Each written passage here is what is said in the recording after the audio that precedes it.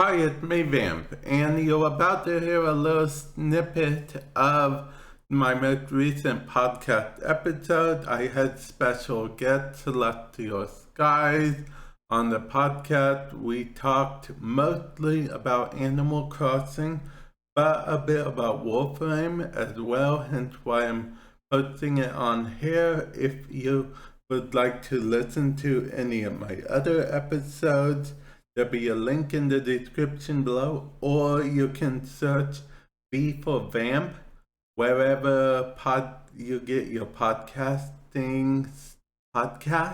So yeah, without further ado, enjoy. Hi, it's me, Vamp, and welcome to the podcast. Today I am joined by my good friend and expert on all things Animal Crossing, Celestial Skies. Hi. Okay, so before we begin, I tell us a little bit about yourself. Oh, you're putting me on the spot. Yes, Well, yes, I am. my name is Skies, and I started streaming back in 2015, but I don't stream anymore, and that is how I met Vamp. And I do love Animal Crossing, and I'm here today to help teach Vamp about Animal Crossing and hopefully get him more involved with the game.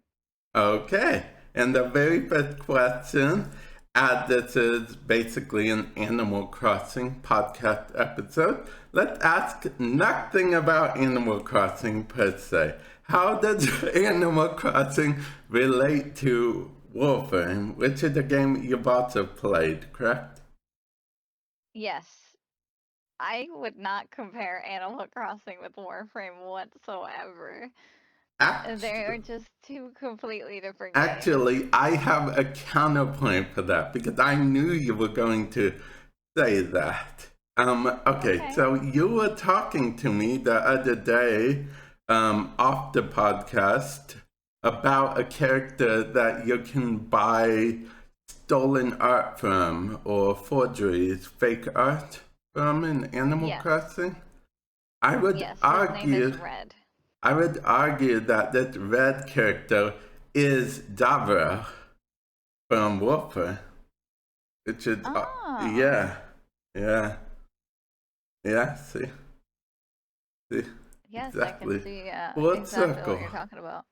Exactly, entirely. Now, unfortunately, in the short time that I took to come up with this bit, I could not think of any other characters that relate. Maybe Isabel as Space Mom, but I feel like that opens up a whole different can of worms right there. So let's just move on.